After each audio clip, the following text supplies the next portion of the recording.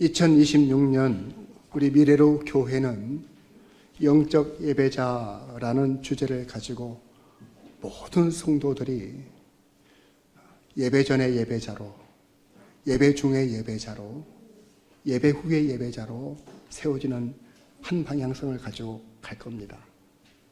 지금 우리 할렐루야 찬양대에서 주여 이곳에 오시옵소서, 이곳에 오시옵소서 간절히 목 놓아 찬양을 부르셨는데, 제가 순간 저 찬양을 들으면서 정말 예수님이 여기 와서 앉아 계시면 우리 얼마나 불편할까,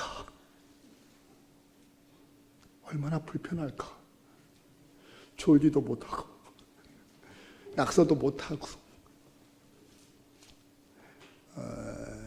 채워주소서 했는데 과연 채워주소서라는 말을 할 수나 있을까? 영적 예배를 회복하는 일에 우리 교회가 올해는 마음을 같이 모을 겁니다. 최고의 하나님께 최선을 예배를 드리려고자 하는 열정으로. 왜 또 예배입니까? 오늘 그 말씀을 좀 나누려고 하는 거예요. 여러분은 과연 최근에 드렸던 예배 중에 가장 기억에 남는 예배는 언제였습니까? 저는 지난해 9월 달에 몽골 단기 선교를 가서 예배를 섬겼던 바양주루 교회 예배를 지금도 기억에 두고 있습니다. 여자 목사님께서 개척한 지 2년 된 교회인데 주로 어린이들, 청소년들, 청년들을 열심히 찾아가서 전도하고 그 한 영혼 한 영혼을 위해 진심 어린 마음으로 섬기고 양육하며 훈련하셨던 목사님의 열정이 지금도 눈에 아른거립니다. 목사님은 호주머니에 돈 몇 푼 생기면 그 아이들을, 또 청년들, 학생들에게 줄 과자, 선물만 사신대요. 그래서 아마 작년 가을에도 한국에 들어오셨는데 큰 가방을 하나 가지고 가시겠다는 거예요. 왜 그러냐 했더니 한국에 가면 맛있는 과자가 많아서 가방을 가득 아이들 줄 과자로 채워오고 싶다. 그런 소소한 꿈과 목회를 하시는 그런 목사님이셨어요. 저희가 갔을 때 드린 저 주일 예배는 그동안 목사님께서 양육하고 세운 그 성도들 가운데 11명의 젊은 청년들과 성도들이 세례를 받는 날이었습니다. 교회가 창립되어지고 첫 번째 세례식, 그리고 그 새 생명을 얻은 감동을 가지고 첫 번째 성찬에 참여하는 성도들의 그 눈물 어린 감동은 지금도 가슴 먹먹하게 자리 남고 있습니다. 그때 우리 미래로 교회 단기 선교팀은 결코 구경꾼이 아니었습니다. 한 마음이 되었죠. 몽골 땅을 축복하고 뭇 영혼들을 가슴에 품고 기도하고 바양주루 교회 성도들을 끌어안으면서 하나님이 주시는 감동으로 하나가 되었습니다. 그날 예배는 하나님을 향한 진심으로 충만했습니다. 낯설고 처음 보는 사람이지만 사랑한다고 하면서 껴안는 것이 결코 어색함이 없었습니다. 언어는 달랐지만 찬양은 하나였습니다. 설교에는 통역이 필요했지만 우리는 그리스도 안에서 소통하는 일에 전혀 지장이 없었습니다. 예배를 헬라어로 프로스퀴네오라고 하는데요. 그 뜻이 입을 맞추면서 경의를 표하다, 그런 의미를 가지고 있는데, 놀랍게도 바양주루 교회에서 함께 예배할 때 그 순간 저희나 몽골 사람들이나 헬라어를 알지도 못하고 그 뜻을 몰랐음에도 불구하고 저 프로스퀴네오의 정신을 그대로 실현해내고 구현해내는, 마치 초대교회 마가의 다락방이 재현되는 듯한 감동이 있었습니다. 그날 그 예배는 제가 사는 날 동안 오랫동안 기억에 남게 될 그런 예배입니다. 여러분, 성경에서 프로스퀴네오, 이 합당하게 가장 예배자로 성공했던 한 사람을 꼽아보시오 라고 한다면 저는 누가복음 18장에 나오는 세리를 여러분들에게 소개해 드리고 싶습니다. 세리는 바리새인과 함께 성전에 올라갔는데, 바리새인은 성전에 올라가서 고개를 당당히 들고 하나님 앞에서 자신의 의로움을 자랑하면서 자기를 높이면서 기도했습니다. 반면 이 세리는 감히 서서 눈을 하늘을 향해서 들지도 못하고 그저 조아려 가슴을 치면서 하나님, 저를 불쌍히 여겨주십시오. 하나님, 제가 죄인입니다. 이렇게 간절히 자기 자신을 낮추었습니다. 그 모습을 보시던 예수님께서 누가복음 18장 14절에 말씀하시기를, 저 바리새인이 의로운 사람이 아니라 지금 하나님 앞에 나와서 자기를 조아리며 철저하게 자기 자신을 낮추는 저 세리야말로 의롭다 하심을 받고 집으로 돌아가는 사람이 되었다. 예배할 때 자기를 높이는 사람은 낮아지게 될 것이고, 예배할 때 자기를 철저하게 낮추는 사람은 높아지게 될 것이다. 주님은 그렇게 말씀하셨습니다. 즉, 예배는 자기를 낮추는 시간이고 최대한 하나님을 높여드리는 시간입니다. 예배 시간에 자기를 낮추는 사람은 그 낮춘 만큼 하나님께서 예배 후에 다시 높여주시는 반전을 경험하게 될 줄로 믿으시면 아멘 하실 수 있기를 바랍니다. 예배 전은 우리가 철저히 낮춰져야 되지만 예배 후에 우리를 높여주시는 그 반전의 역사 어떻게 일어나는지, 가장 아름답고 가장 정직하고 가장 하나님 보실 때 삶의 예배를 드리신 분이 바로 예수님이신데요. 예수님에 관하여 빌립보서 2장 6절로 8절 말씀에서 이르시기를, 예수님은 근본 하나님의 본체이십니다. 그래서 낮아져서는 안 되시는 분이시고 지극히 높은 곳에 계셔야 되는 분이심에도 불구하고 하나님과 동등됨을 취할 것으로 여기지 아니하시고 오히려 자기 자신을 비워 종의 형체를 입고 사람의 몸으로 이 땅에 내려오시는 스스로 낮아지신 분이십니다.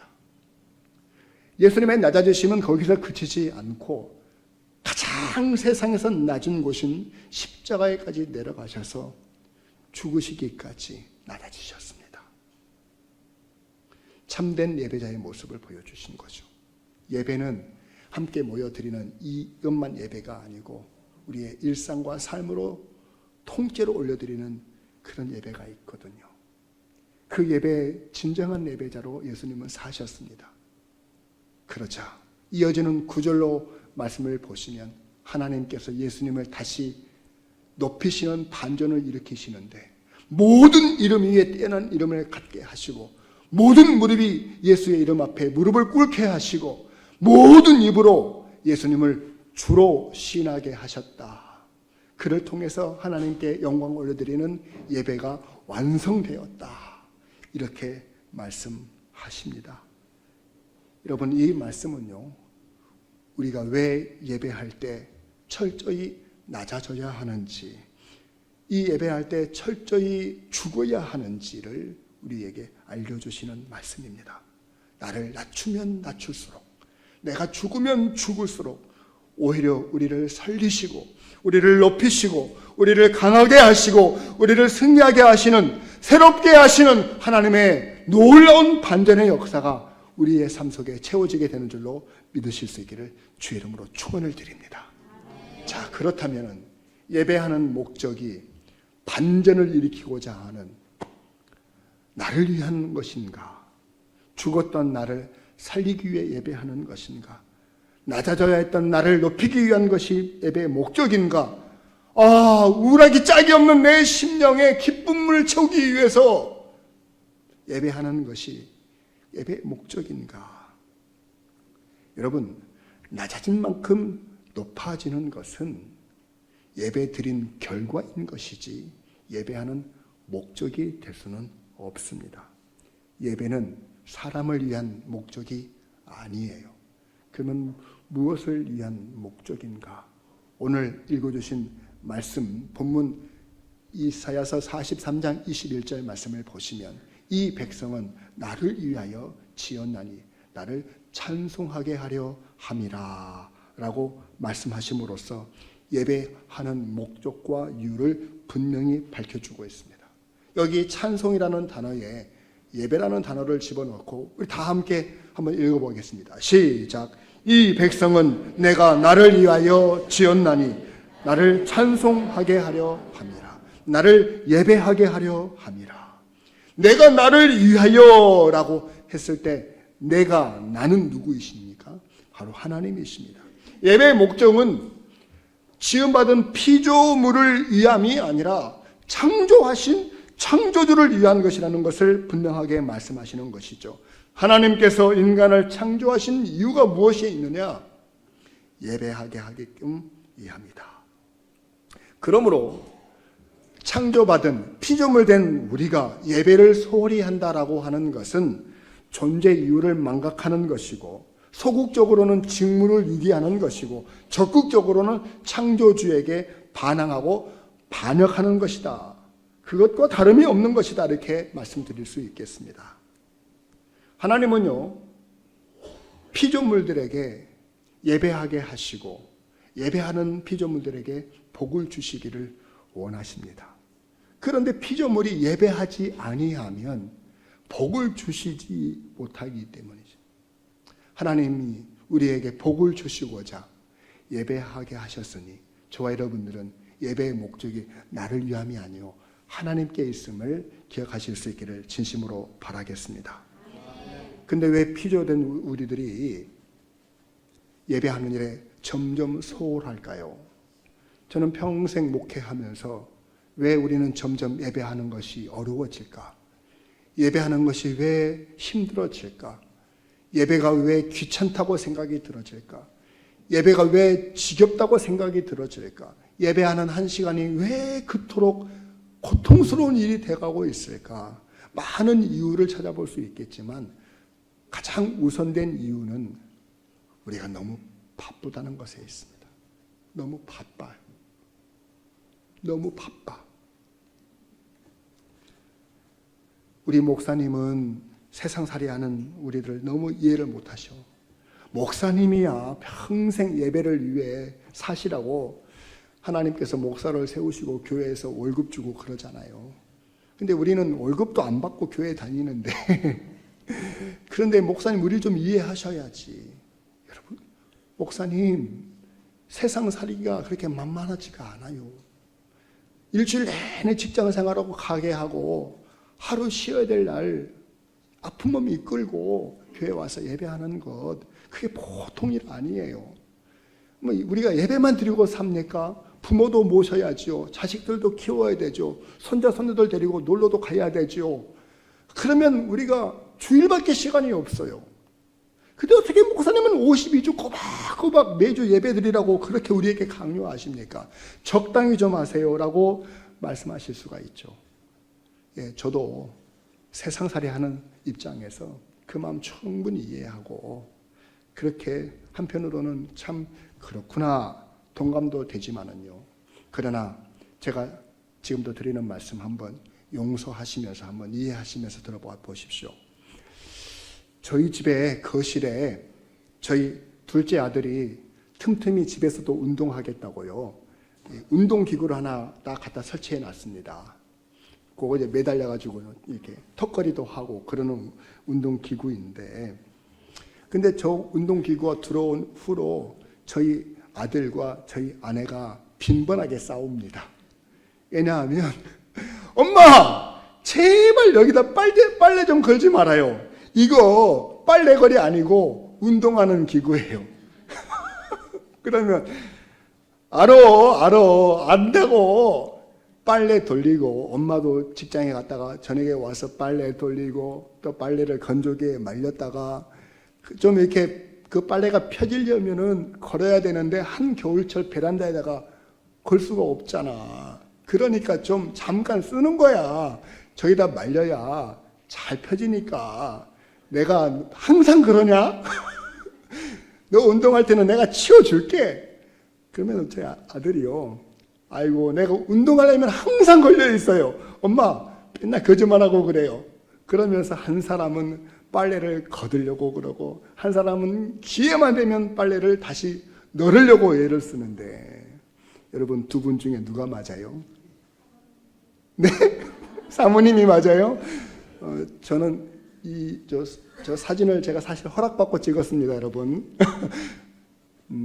나쁜 아빠가 되든지 못된 남편이 되든지 둘 중 하나인데 사실 두 분 다 맞아요.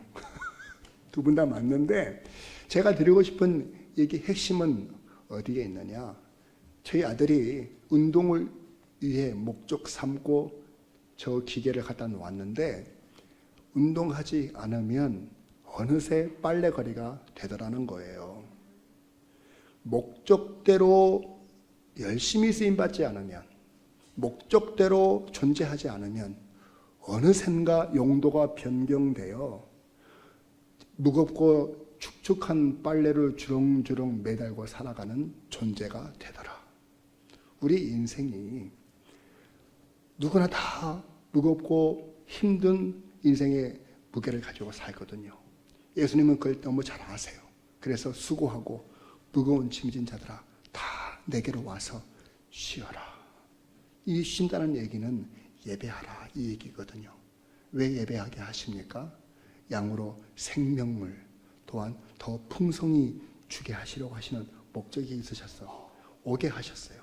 그런데 우리는 그 예배하는 일에 소홀히 하다 보니까요, 여전히 인생의 무거운 짐과 수고하는 짐을 축축하고 무거운 빨래를 주렁주렁 매들고 살아가야 되는 그런 안타까움의 반복이 우리의 삶 속에서 계속 일어나는 거예요. 너무 바쁘다 보니까요. 여러분, 바쁜 것이 좋은 것입니까? 영적으로 바쁜 것은 좋은 것이 아니고 나쁜 것이 될 수 있습니다. 목사가 바쁜 목사는 나쁜 목사라는 말이 있습니다. 목사가 바쁜 목사는 아픈 목사라는 말도 있습니다. 목사가 바쁘면 성도들에게는 나쁜 목사요, 하나님 앞에서는 병든 아픈 목사인 겁니다. 즉 우리는 예배하는 일에 소홀히 하고 세상 일에 바빠지면 우리는 나빠지거나 아파질 가능성이 높은 존재들입니다. 그러므로 예배는 우리에게 부담으로 와서는 안 되고 생명, 존재, 목적 모든 것의 이유가 되어야 되는 것이 바로 예배이기 때문에 소홀히 여길 수가 없는 것입니다. 우리는 사실 일주일에 1시간 예배하는 존재가 아니고 일주일 내내 예배하는 존재입니다. 주중에는 일상의 예배를 통해 하나님께 영광을, 주일에는 온 가족이 함께 모여 최고의 하나님께 최선의 예배를 드리는 진정한 예배자가 되어지기를 주의 이름으로 권면을 드립니다. 저와 여러분들이 다른 건 몰라도 예배와 다른 것을 서로 나란히 두고 타협하는 일은 없기를 진심으로 바랍니다. 예배는 타협의 대상이 될 수가 없습니다. 예배는 내가 존재하는 이유이고 마지막까지 붙들어야 되는 삶의 내용이기 때문에 그렇습니다. 우리가 잘 아는 고린도전서 13장 13절 말씀에 그런즉 믿음, 소망, 사랑 이 세 가지는 항상 있을 것인데 그 중에 제일은 무엇이다? 사랑이다. 왜 사랑이 셋 중에 제일입니까? 다른 데 이유가 있지 않습니다. 우리 믿는 사람들이 이 세상에 살면서 믿음은 왜 필요합니까? 천국 가려고. 그러니까 믿음은 천국 가는 기차 타는 티켓이라고 말씀드릴 수가 있겠습니다. 소망은 무엇입니까?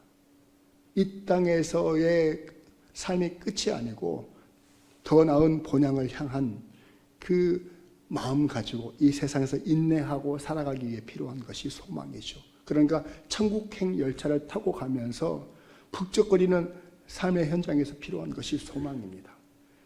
자, 이제 천국행 열차가 멈추고 그 종착역인 천국에 이르렀을 때 티켓이 더 이상 필요합니까? 필요 없죠. 소망이 더 필요하겠습니까? 필요 없죠. 천국에 이미 도착한 후에는 믿음도 소망도 다 빛을 잃고 유효기간이 끝나버려요. 오직 남는 것은 무엇뿐이겠어요? 사랑뿐이에요. 그래서 믿음, 소망, 사랑 중에 사랑이 제일인 것입니다.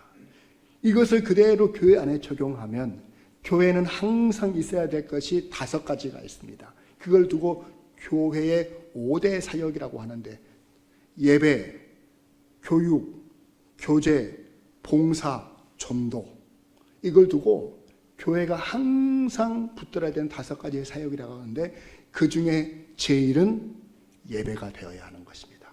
이유는 2가지입니다. 첫째, 예배를 드리느냐 예배를 드리지 않느냐는 교회이냐 아니냐를 결정하는 결정적 이유가 되기 때문에 그렇습니다.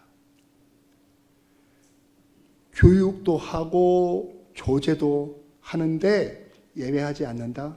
그건 더 이상 교회가 아닙니다. 다른 건 다 있는데 예배가 없으면 교회가 아닌 것이에요.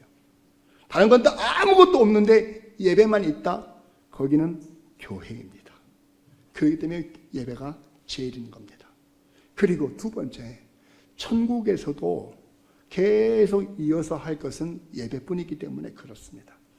천국에 가면 전도가 필요합니까? 천국에 가면 구제가 필요합니까? 거기에는 전도도 구제도 필요 없습니다. 오직 예배만 있을 뿐이에요. 그러니까 교회의 가장 제일 된 것은 예배입니다. 여러분, 천상의 예배, 앞으로 여러분들은 다 천국에 가서 예배자로 영원토록 살게 되실 텐데, 천상의 예배가 요한계시록 4장에 소개되고 있는데, 여러분, 천상의 예배의 가장 우선은 보좌에 하나님과 어린 양이 계시다는 겁니다. 예배의 첫 번째 요소는 예배를 받으시는 분이 계셔야 하는 겁니다. 지금 여기에 하나님의 영광이 임재하여 있습니까? 성령님이 와 계십니까? 그것이 예배에 사람은 없어도 돼요. 목사는 없어도 돼요. 피아노 없어도 됐냐? 그러나 하나님이 계셔야 예배가 시작되는 것입니다. 믿으면 아멘 하실 수 있기를 바랍니다. 그 다음에 흰옷을 입은 24장로와 14만 4천의 구원받은 이스라엘 백성들과, 그리고 셀 수 없는 나라와 민족과 열방과 모든 백성들이, 모든 피조물들이 하나님을 찬양하게 되어지는데, 어떻게 찬양합니까? 구원하심이 보좌에 앉으신 우리 하나님과 어린 양에게 있도다 라고 힘차게 큰 소리로 찬양하게 되어지면, 어디선가 날개짓을 하며 천군 천사들이 함께 모여서 화답합니다. 아멘! 찬송과 영광과 지혜와 감사와 존귀와 권능과 힘이 우리 하나님께 영원토록 있나이다. 아멘. 이것이 예배의 내용이에요. 그러니까 여러분, 지금 우리가 드리는 예배와 천상에서 드리는 예배의 차이점은 무엇이냐 하면, 선명하게 하나님의 존재하심이 있는 것과 그렇지 못한 것의 예배의 차이가 있고요. 2번째는 천사들이 우리 안에는 계시지 않아요. 우리 눈에 보이지 않아요. 근데 천상의 예배는 분명하게 천사가 대동되어 성도들과 인간들이 하나님 앞에 찬송 부를 때 화답하면서 화답송을 들려줘요. 이것이 차이죠. 그러므로 우리가 이 땅에서 예배하는 모든 순간, 모든 날, 주일 공적인 예배는 따라합시다. 천상 예배의 리허설입니다. 시작. 믿으면 아멘 하실 수 있기를 바랍니다. 여기서 리허설을 충분히 잘 준비된 자들이 천상에서 예배자로 하나님 앞에 인정받고 축복받고 은혜받고 사랑받는 거예요. 여기서 예배가 무너지고 습관이 되지 않고 전부가 되지 않는 사람은 천국이 너무너무 불편하실 거예요. 또 예배야? 또 예배는요, 영원히 예배뿐인데요. 그러므로 최고의 하나님께 최선의 예배를 드리는 일에 올해 2026년도는 마음과 뜻과 모든 것을 다해서 우리가 집중하는 저와 여러분들 되실 수 있기를 바랍니다. 예배가 시작입니다. 그리고 예배가 전부인 겁니다. 여러분, 제가 군대 가서 매일 들었던, 제대할 때까지 매일 들었던 얘기는 뭐냐면, 차렷! 열중셔! 차렷! 들어가는 그 순간부터 제대하는 그날까지 매일매일 차렷 열중셔, 차렷 열중셔. 그것이 군인의 시작입니다. 그리고 전부입니다. 아침에 조회할 때도 차렷 열중셔. 예? 지휘관에게 잔소리 들을 때도 차려절 중샷, 행군할 때도 차려절 중샷. 제가 전쟁에는 나가보지 않았지만 전쟁 나갈 때도 아마 차려절 중샷을 듣게 될 겁니다. 왜죠? 차려절 중샷가 되지 않으면 군인이 아니니까요. 예배는 차려시고 열중셔입니다. 이것이 우리의 기본이고 시작이고 전부예요. 오늘 본문 말씀 속에서요, 43장 21절 말씀을 보시면 이 백성은 내가 나를 위하여 지었는데 나에게 찬송을 부르게 하려 함이라 라고 했잖아요. 저는 이 백성이 대체 누구인가가 중요해요. 이 백성은 대체 누구이냐?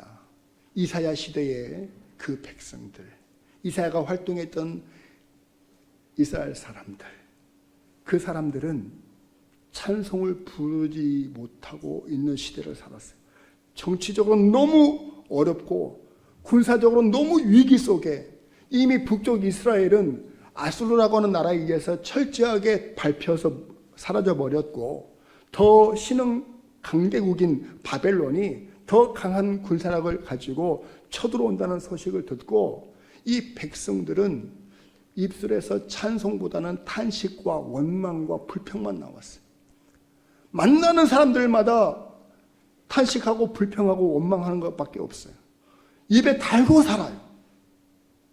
그래서 하나님께서 내가 이 백성을 찬송 부르게 하려고 만들었는데 왜 탄식뿐이고 절망뿐이고 원망뿐이더냐. 그래서 하나님께서 선언하십니다. 내 백성아, 너희를 입술에서 불평하게 하려고 내가 너희를 만든 것이 아니다. 지금 너희들이 너무 힘들지, 너무 어렵지, 너무 위태롭지, 언제 전쟁이 일어나도 어색하지 않을 정도로 너무 궁핍하고 고통스럽지. 내가 너희들 왕이 되고 하나님이 되어 주어서 너희로 탄식이 그치고 찬송이 나오게 해줄게. 이런 말씀이시거든요. 근데 이 사람들이 믿지를 않아. 왜냐하면 환경이 바뀌지 않으니까요. 왜냐하면 여전히 궁핍하고 여전히 불안하니까요. 그래서 알겠는데 입에서는 찬송이 나오지를 않아. 그래서 하나님께서 말씀하십니다. 15절 이하의 말씀을 띄워주시면은요, 나는 여호와 너희의 거룩한 이요 이스라엘의 창조주, 내가 너희의 왕이다. 그러니 내 말을 잘 듣거라. 너희들 저 옛날 너희들 조상들이 430년 동안 애굽에서 종살이를 할 때 그들의 어깨에는 무거운 빨래가 걸려 있었다. 젖어 있는 빨래가 걸려 있었다고. 그거를 평생 놓지 못하고 고통 중에 살았어. 그들을 430년 동안 찬송을 잊고 살았지. 근데 그들이 스스로 찬송을 부른 것이 아니고 내가 모세를 세워서 이스라엘 백성들을 그 애굽에서 건져내어 홍해를 건너게 하지 아니했더냐. 홍해를 건널 때 쫓아오던 애굽의 군대는 다 수장시켜버리고 광야로 너희 조상들을 이끌어낸 것이 아니냐. 왜 광야로 너희 조상들을 이끌어낸 줄 아느냐? 제사드리게 하기 위해서, 예배하게 하기 위해서. 그래서 날이면 날마다 만나와 메추라기로 먹을 것을 제공해주고, 입었던 옷이 헤어지지 않도록 입을 것도 해결해주고, 하나님께서 밤에는 불기둥으로 낮에는 구름기둥으로 함께 하시지 않았더냐. 그것을 너희들이 다 알지. 그게 놀라운 일이고 엄청난 일이라고 다 너희들이 알고 있지. 그러나 너희들은 이전 일을 기억하지 말고 옛날 일을 생각하지도 말아라. 왜? 너희들에게 앞으로 행할 나의 놀라운 새 일은 그것보다 더 엄청날 것이기 때문입니다 라고 말씀하시는 거예요. 사랑하는 성도 여러분, 그렇습니다. 이 말씀이 우리에게 얼마나 위로가 되고 힘이 되는지 모릅니다. 예배가 무너졌다는 것은 삶이 위태로워졌다는 얘기입니다. 예배가 무너졌다는 것은 다른 세상의 것에 사로잡혀 있는 포로라는 뜻이기도 합니다. 우리가 예배를 회복한다라고 하는 것은 내 힘으로 되는 것이 아닙니다. 하나님께서 하게 하시는 것입니다. 하나님의 힘으로 올 한 해 2026년 최고의 하나님께 최선의 예배를 드리는 일에 쓰임받는 저와 여러분들 되실 수 있기를 바랍니다. 무너진 삶이 회복되어지고 묶여있던 것들로 자유함을 얻게 되어지고 상한 마음과 병든 몸이 치유받는 은혜를 경험하는 예배가 되어질 수 있기를 주의 이름으로 축원을 드립니다. 저와 여러분들은 예배를 위해 창조받은 존재들입니다. 예배하는 자에게 진심이신 하나님께서, 예배하는 자에게 모든 것을 아끼지 아니하시는 하나님께서 영과 진리로 예배하는 저와 여러분들에게 아낌없이 베풀어 주시는 은혜가 있을 줄로 믿습니다. 최고의 하나님께 최선의 예배를 드리는 우리 모든 성도님들 다 되실 수 있기를 주의 이름으로 축원을 드립니다. 기도하시겠습니다.